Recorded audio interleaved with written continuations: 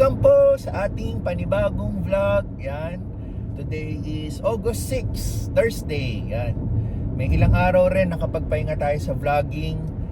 Last vlog natin was last Monday, yung umuwi tayo galing Minnesota trip. Yan.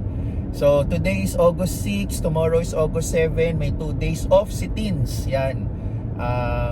Pahinga mode muna. Wala na muna tayong road trip kasi yun, naglinis ng bahay, nag-asikaso ng kung ano-ano, nagluto si Teens para in preparation sa mga susunod niyang mga pasok. Yan. Tayo naman, eto, nandito tayo sa kalye kasi meron tayong aasikasuhin, which is itong kotse. Kung naalala nyo, bago tayo mag Minnesota trip, pina-check up natin tong kotse, yung 10,000 mileage service niya. So aside doon, shinare ko sa mga taga Toyota yung napansin kong tumutunog whenever nagre-reverse tayo, either pa-reverse pa kanan o reverse pa kaliwa. May naririnig akong minor na tunog.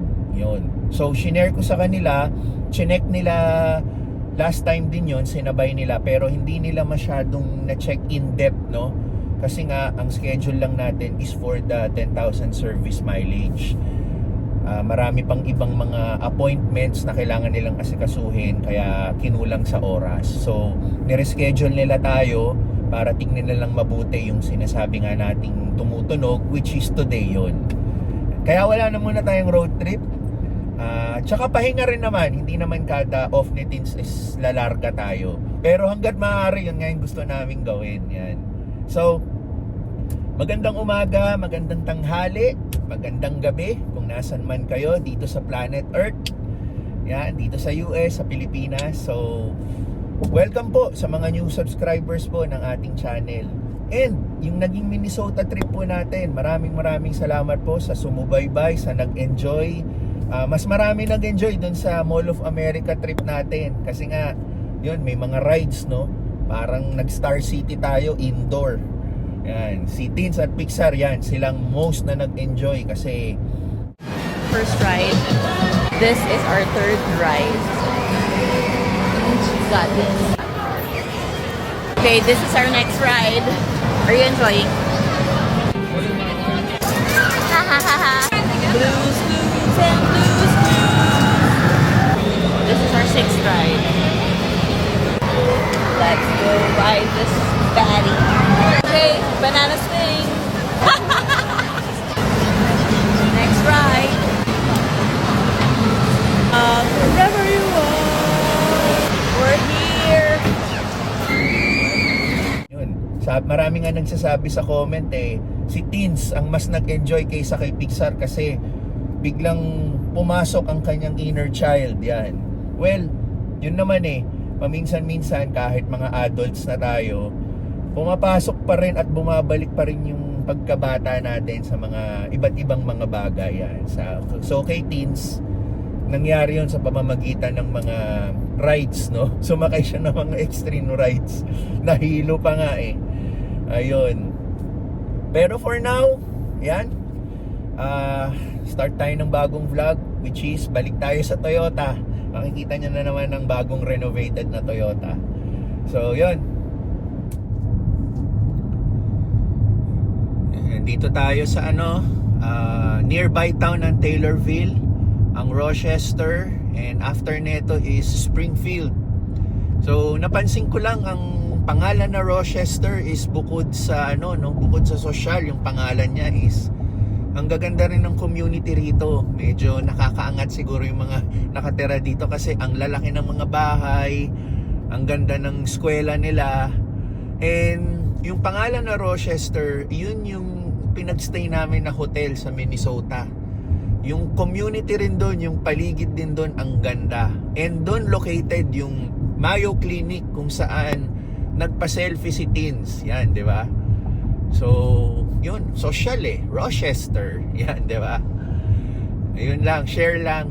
So, ito yung community nila. Nandito tayo sa highway nila. Dito, bandang kanan, yung eskwelahan nila. Ang lawak, ang laki ng school nila.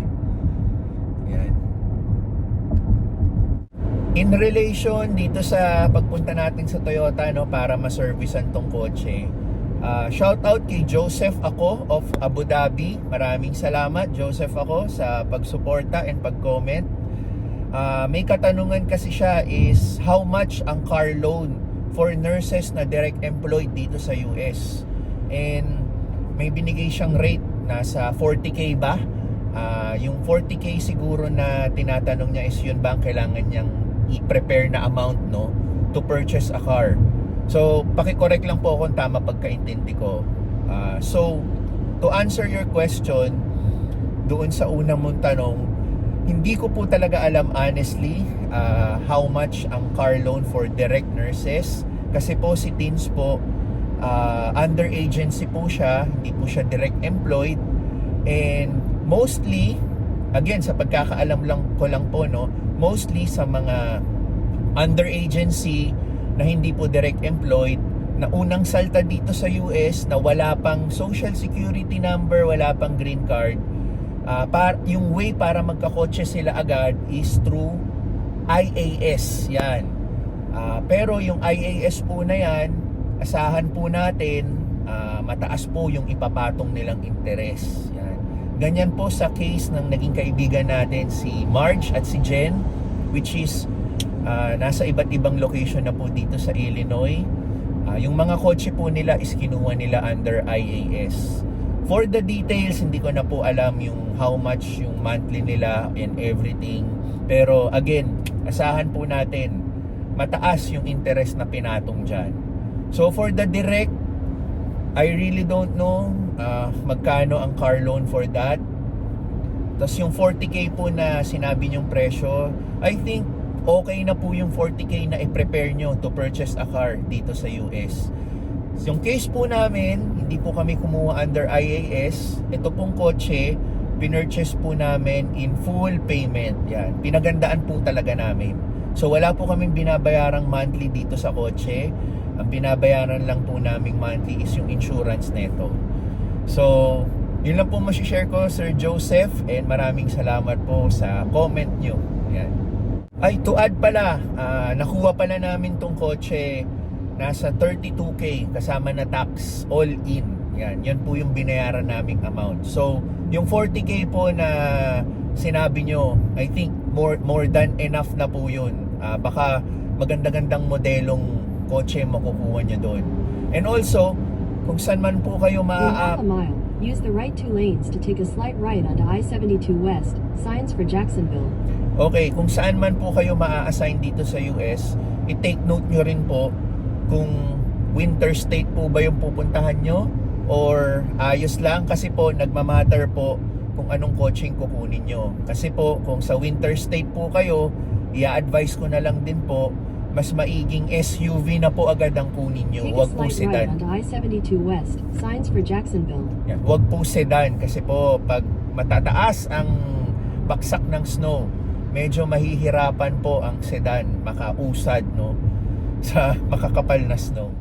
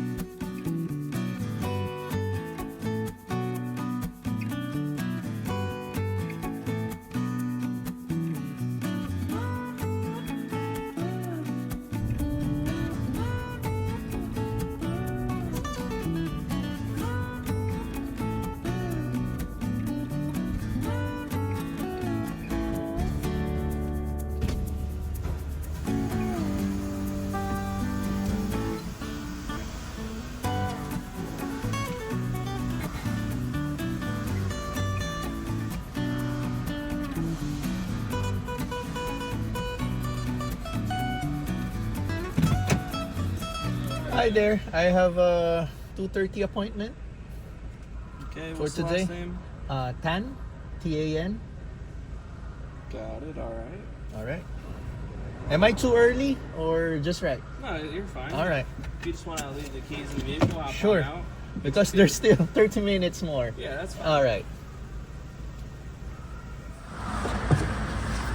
Just need quick signature from you in this gray box. Okay. Just consent to work on the vehicle today. That'd be fine. That's fine. That's fine. I left the keys over there. Okay, yep, that works. You can follow me. Sure. I'll be with you in a second.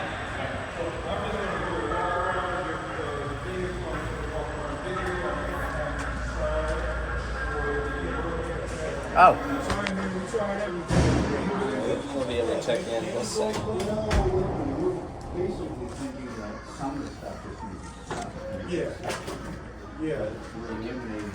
thank you.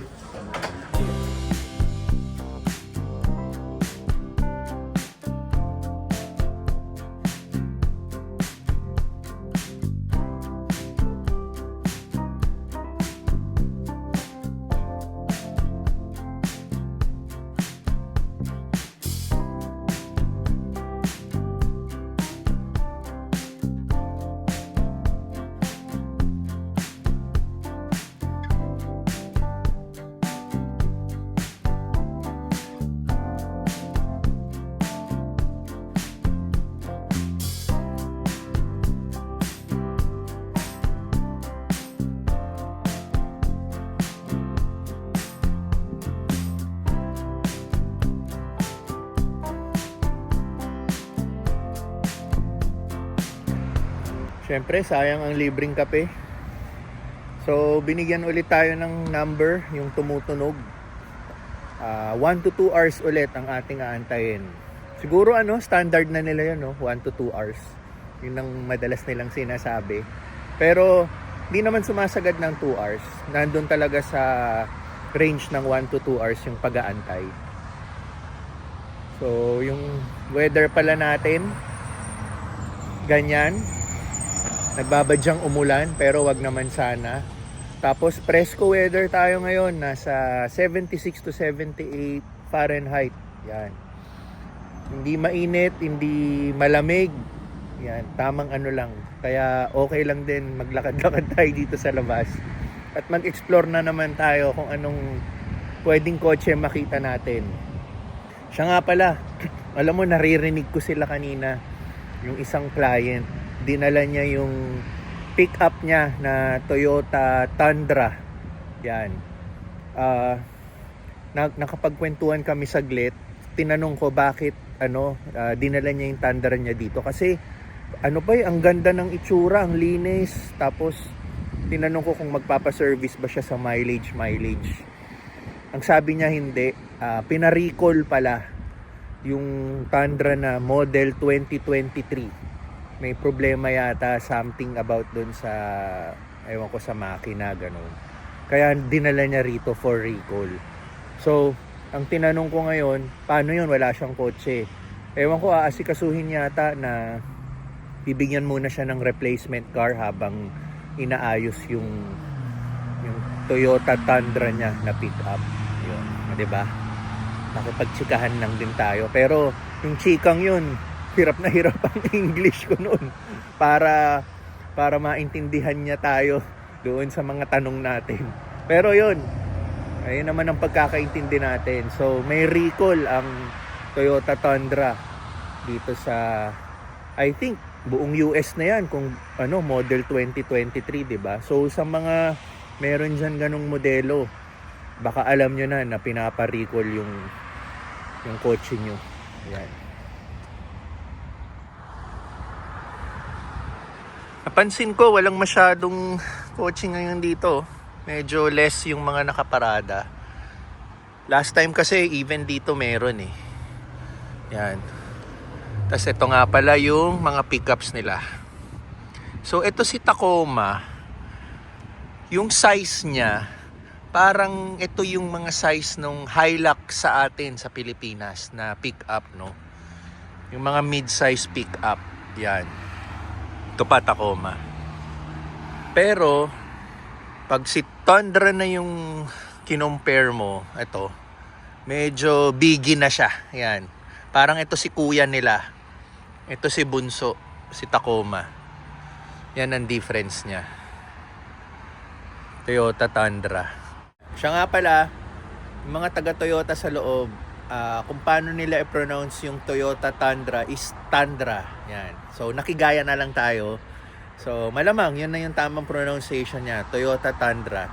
Unless, i-correct na naman tayo ni ChatGPT. Pero, hindi ko na sinearch kasi most naman sa kanila doon, pag naririnig ko is, yun ang tamang pagkabigkas nila ng Toyota Tundra. Yan. 1 hour and counting sa ating pag-aantay. Pero hindi na rin magtatagal yung pag-aantay natin dahil kanina lang nilapitan tayo ng ating service advisor. Binigyan tayo ng update at na-figure out na nila ano yung rason kung bakit tumutunog yung kotse whenever nagre-reverse tayo pakanan o pakaliwa. So, whenever pala nagkakabig tayo pakanan o pakaliwa, nahihit nung gulong natin yung front mudguard ng Corolla Cross. Yung front mudguard ng Corolla Cross, natanggal siya sa pagkaka-install yon. So, ang nangyari, whenever dadaan tayo sa mga mababato or mapuputik na kalye, so, laging tinatamaan nung bato or yung putik yung mudguard natin. Sabi nila, yung design nung pagkaka-install nung mudguard sa Corolla Cross, hindi ganun kalakas, hindi ganun katatag. So, tendency, over time, whenever nga natatamaan siya ng mga putik or bato, na nalulus siya, yun. And eventually, natatanggal siya sa pagkakalagay niya, which nangyari sa atin. So, parang nakahang siya, tapos, pag nagre-reverse nga tayo, yung gulong natin, kumakabig na gano'n, natatamaan niya na yung mudguard na nakalus. So, yun yung nagke-create ng ingay, na at least, di ba, yun lang yung naging problema ng kotse, hindi something internal na about makina or something. Yun. Toyota 86, isa sa sports car ng Toyota. Yan. Maganda rin. Tapos stick shift siya. Yan.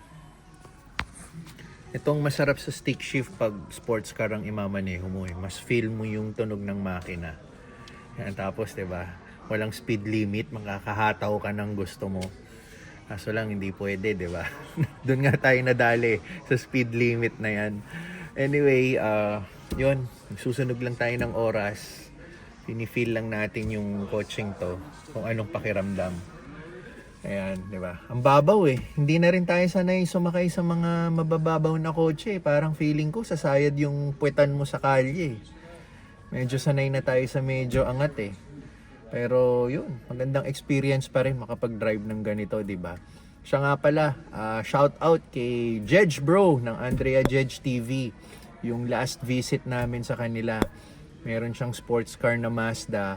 Ipina-test drive din sa akin. Hindi ko lang nakunan ng video, pero yun, maraming salamat for the experience. And ang tagal din bago ako huling nakapag-drive ng stick shift. Dinrive ko yon, stick shift din kasi yon. Nakakamiss din mag-drive ng stick shift kasi mostly ng mga kotse ngayon is automatic na. Madalang na ako makakita ng stick shift if other than kung sports car ang kukunin mo, no? Pero sa mga ordinary SUVs, mga sedan, madalang na ako makakita ng mga brand nyo na stick shift. Yan. So, yun lang. Share lang. Nag-uubos pa rin tayo ng oras. Kaya, yun. Here. So pushed out the stuff here, and when you turn your wheel, Yeah. it's pushed out because the rock. So, it will happen again? No, we put a new, we put a different type of screw in there, so it should. Oh, so it will be tougher now. Yep. Yan, bago tayo umuwi, itetest ko muna habang nandito tayo sa Toyota para ma-make sure lang natin na gawa talaga nila. Ito, aatras na tayo. So, ito yung kino-complain ko. Pag aatras tayo pa kanan, ayan, wala na. Tapos, pakaliwa. Okay. So, ayun, nagawa naman nila. Pwede.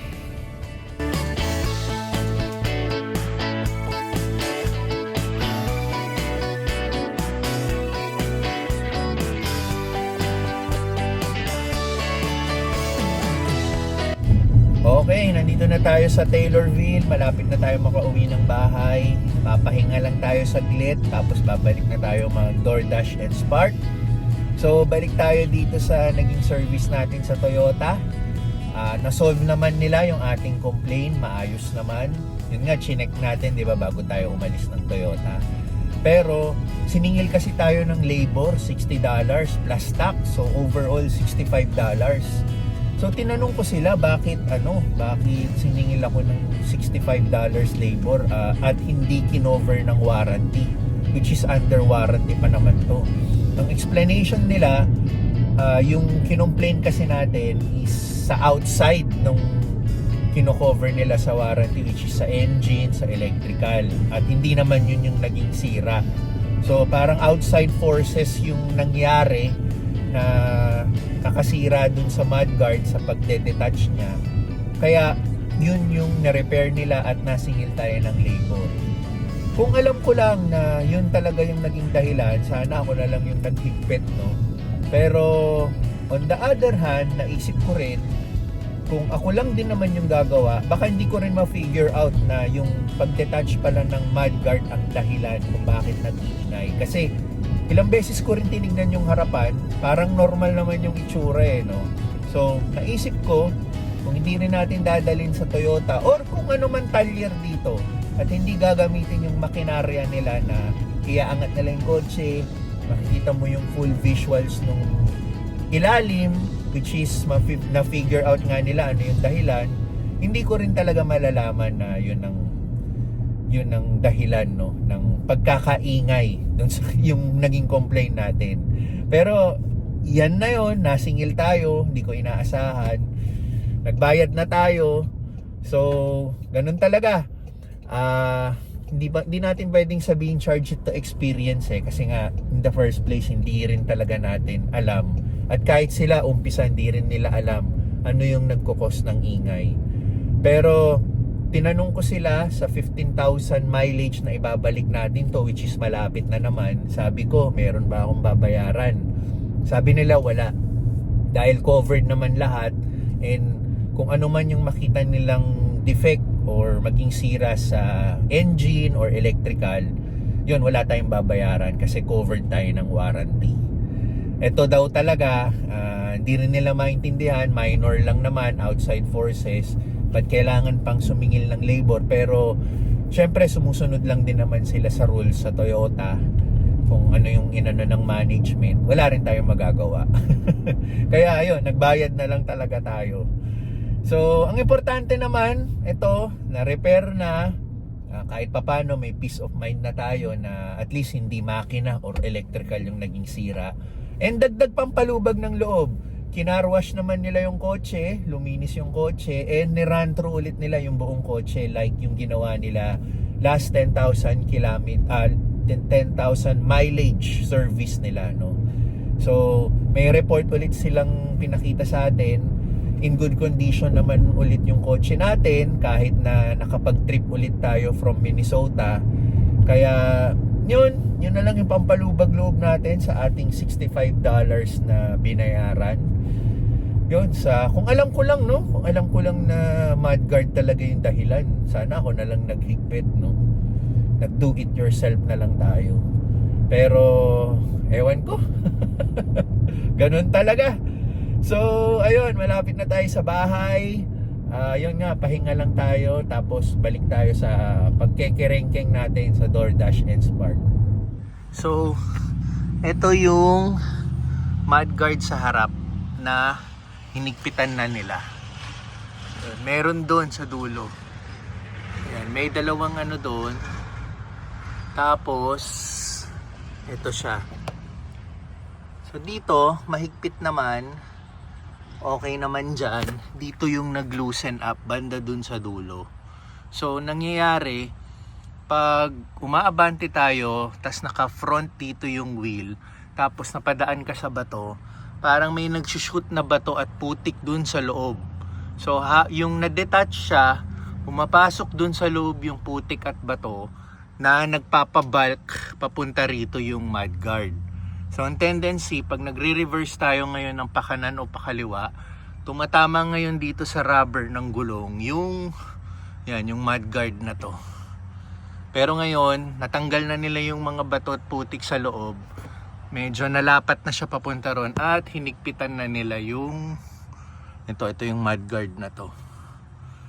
Yan. Tapos napansin ko, kahit kinarwash pala nila yung kotse, panglabas lang pala yung kinarwash nila, hindi nila sinama tong dito banda. Marumi pa rin. So yun lang. DoorDash mode na tayo. Dito tayo sa Steak and Shake. Yan. Maaraw pa pero 7:30 na ng gabi. Actually medyo late na nga tayo nakapag-start. Gawa ng yun nga, 'di ba? Galing tayong Springfield. Tingnan natin kung makakakota pa tayo ngayong araw na to. Pero okay lang kung hindi. Bawi na lang tayo bukas. Kasi understandable naman. Gawa ng kailangan maasikaso muna natin yung naging appointment natin sa Toyota. So, okay. Simulan muna natin tong DoorDash natin. Namamayagpag pa si araw kahit 7:43 na ng gabi. Good thing na rin to kasi habang nagdo-DoorDash tayo, maliwanag pa. Hindi mahirap malocate ang bahay sa gabi. Yan.